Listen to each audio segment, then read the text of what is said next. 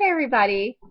Um, I am sitting here doing some lesson planning and I got an idea for a video, so I thought I would make one real quick. And I've kind of been thinking about this for a couple days now.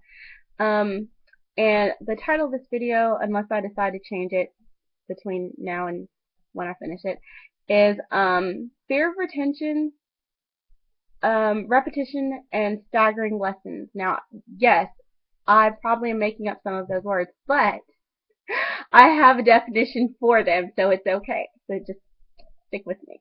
Okay, so what I mean um, by this is when just being afraid that maybe your student isn't remembering all that you want them to or all that you would like them to.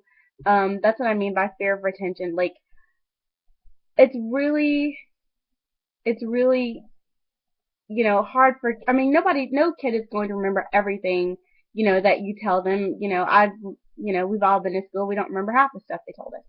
Um, but when it comes to, um, especially somebody with special needs, they, it's really important, to be able to explain things in a way they can understand it in order for them to move on. But what I've noticed, and this is, with any kid, is, my student catches a lot of times like the very end of things, or the middle, or the beginning, or the beginning and the end, but not the middle. Um, and so I worry sometimes that, how many holes have I left? And sometimes I have to ask him to explain it to me, and then I have to like fill in the gap. Um, quick story. We had an interesting experience at church last Sunday where it can be hard for him to pay attention or sit still. So I had him just take some notes. I had him say, give me, as the pastor is preaching, and our pastor at our church only preaches maybe about 30 minutes, so it's not that long. Um, so I said, write me down three things that you hear him say about God. Well, throughout the throughout the presentation, um, our pastor said something akin to, "We don't trust God." When we are up against challenges or hardships or something, we don't trust God. And then he went on to explain why, this is, we need to, and then he gave, the scripture and examples and stuff like that. Well, at the end of the sermon, we get in the car, end of the service, we get in the car, and I'm like, so, Tay, what did you learn today? Tell me what you got written down. He wrote down, we can't trust God. That's what he learned, is to never trust God.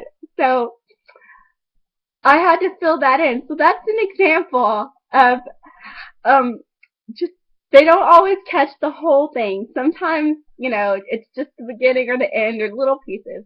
So within our schoolwork, that's also a problem. But um I've come to calm down about that because I have to remember he's gonna see it again. And I think that's really the key. And that brings me to the next thing, repetition. Okay, so what I mean by repetition is, okay, so this is what we're working on now. I'm talking about atoms. So we talked about the structure of an atom last week, and we talked about the nucleus and the protons and the neutrons and the electrons, and we talked a little bit about the elements, but not a whole lot. And we watched some videos about it. He did not get all of it. He got bits and pieces. And that used to really bother me, but I have to slow down and think, okay, he's only in 6th grade. He's going to see this again. And I know he's going to see it again because I wrote his lesson plan up to high school already. And so not that I don't know, I have extra time on my hands sometimes and I just, over plan stuff. Um, but not only is he going to see this again, but I've got within his science pipeline of what we're going to be doing, I have a chemistry curriculum planned. for either 7th or 8th grade, um, somewhere around that time. So this is the first taste of it that he's getting.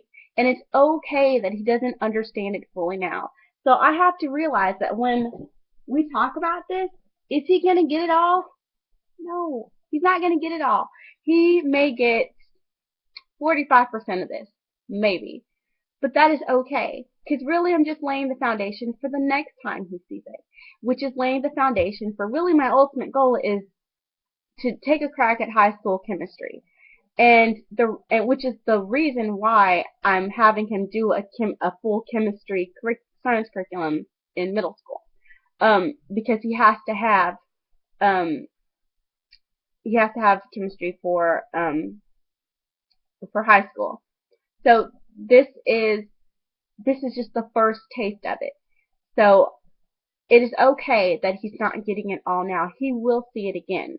So that's what I mean by repetition. When you know that he's going to come up against it again, when you know that your student, if they're in elementary school, especially, it's okay that some things like, well, math obviously you can't do this with, they have to kind of get it before they can move on, but like history and science and geography and stuff like that, some things they're gonna see it again, and it's okay if they don't completely get it now. And it probably applies to other things as well, but just you're gonna be repeating it and repeating it throughout all of the curriculum um, is vastly important as well, and that brings me to the next. Um, and I have, of course, my little list like I always do. That brings me to stagnating lessons, and what I mean by that is a lot of times subjects overlap each other.